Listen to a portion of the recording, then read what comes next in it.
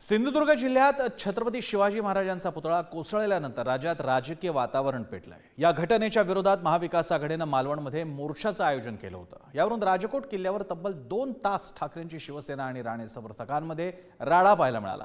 त्यामुळे या राडेबाजीचं राजकारणाला कुणाची फूस आहे का? हे राडेबाजीचं राजकारण कुणाला भोवणार? बघूयात या संदर्भातला स्पेशल रिपोर्ट।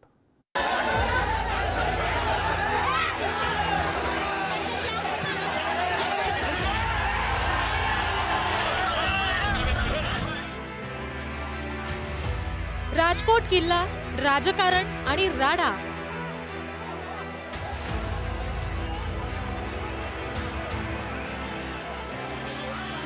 असं चित्र सिंधुदुर्गात बघायला मिळालं।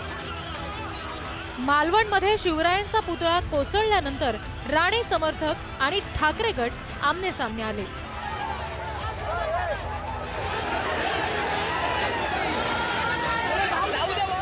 भाजप खासदार नारायण राणे आणि निलेश राणे हे सुद्धा राजकोट किल्ल्यावर पोहोचले। मात्र याच वेळी आदित्य ठाकरेंसह महाविकास आघाडीच्या नेत्यांनी राजकोट किल्ल्याला भेट दिली। त्यावेळी नारायण राणे समर्थकांमध्ये घोषणाबाजीची सुरुवात झाली आणि ठाकरे गटाने सुद्धा त्याला जोरदार प्रत्युत्तर दिलं।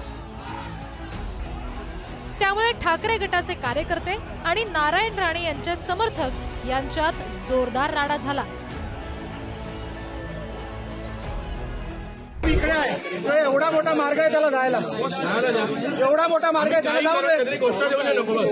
काही होणार नाही, मी थांबलो इकडे, मी थांबलोय, कोणी येणार नाही त्याला तिकडे जाऊ। एवढा साहेब 10 फुटाचा रस्ता दिला त्याला, 10 फुटाचा रस्ता दिला। आता का आम्ही घरी जाणार नाही, एवढा मोठा रस्ता दिलाय 10 फुटाचा, एवढा 10 फुटाचा रस्ता दिलाय। त्यांना पण सांगा, आम्ही काय करू त्याला सांगा, आम्ही 10 फुटाचा साहेब रस्ता सोडला, जाऊ दे त्याला। त्यांचा गैरसमज आहे, त्यांना वाटतं आम्ही आमच्यासोबत काही कोंबड्या वगैरे आणल्यात। त्यांना आम्ही आत्ताच सांगतो की आम्ही कोंबड्या वगैरे आणलेल्या नाहीयेत। मला वाटतं हे दुर्दैवी आहे, बालबुद्धी आहे आणि हा बालिशपणा झाला नाही पाहिजे। कारण आपण पाहतोय आम्ही इथे आज जी काही घटना घडलेली आहे, शांतपैकी येत होतो, एका आमच्या कॅमेरामॅनला धक्का बसला आणि ते काही अंगावर आले। मी आमच्या कार्यकर्त्यांना रोखलेलं आहे। याचं कारण आहे की हा महाराजांचा किल्ला आहे आणि हे अशा घटना घडल्या नाही पाहिजेत, इथे तरी घडल्या नाही पाहिजेत। यायच्या अंगावर निश्चितपणे या, आम्ही बघून घेऊ। 10 मिनिटात पोलीस नाही आले तर महाराष्ट्रात काही ना काहीतरी घडलं तर देवेंद्र फडणवीस साहेब हे जबाबदार राहतील।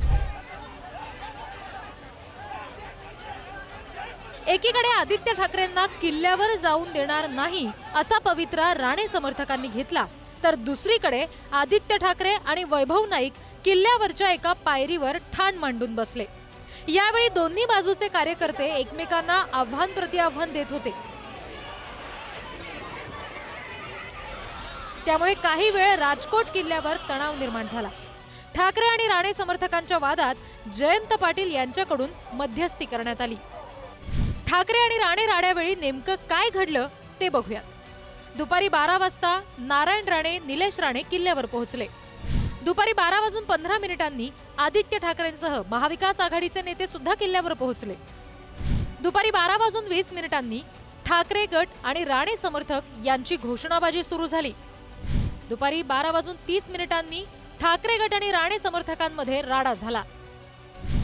दुपारी 12:45 महिला कार्यकर्त्यांमध्ये सुद्धा झटापट झाली।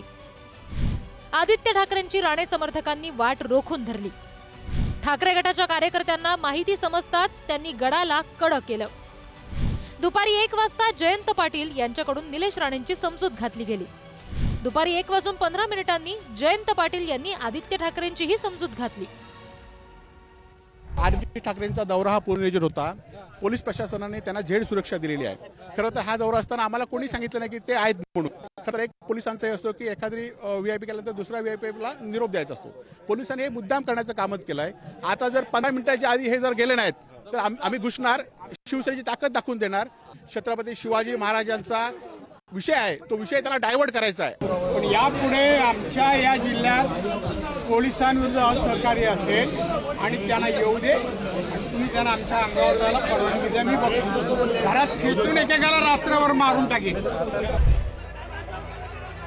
ठाकरे गटानं मागच्या गेटनं जावं अशी मागणी राणे समर्थकांनी लावून धरली। एवढा मोठा मार्ग आहे त्याला जाऊ दे, काही होणार नाही, मी थांबलो इकडे। मात्र ठाकरेंची शिवसेना पुढच्या दरवाजानेच बाहेर जाण्यावर ठाम होते.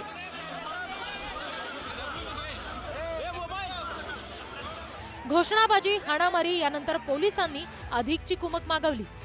साधारणतः तासभर ठिय्या दिल्यानंतर आदित्य ठाकरे राजकोट किल्ल्याच्या बाहेर पडले आणि त्यानंतर महाविकास आघाडी नेत्यांनी सभास्थळ गाठलं.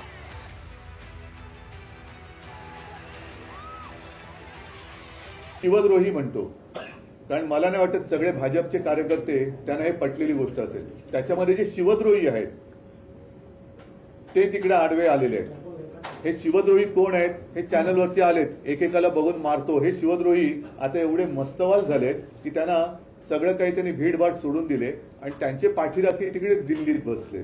आम्ही पाहणी करायला गेलो, पाहणी करून आम्ही परत येत होतो. दोन्ही गटाकडून आमच्याकडून काय झालं नाही. ते लोक अंगावर आले, आमच्या काही लोकांना वाटलं ही नेमकी लोक आहेत. आणि मग सांगितलं आम्ही आमच्या जागेवर उभे राहणार, त्यांना दुसऱ्या रस्त्याने जाऊ. आम्ही तेवढंच केलं, आमच्याकडून काय झालं नाही. आणि करायचं असतं तर आम्ही चिरीमिरी नाही करत हो.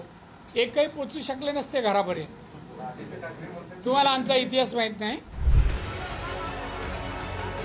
निकृष्ट कामामुळे अवघ्या 8 महिन्यात शिवरायांचा पुतळा कोसळला.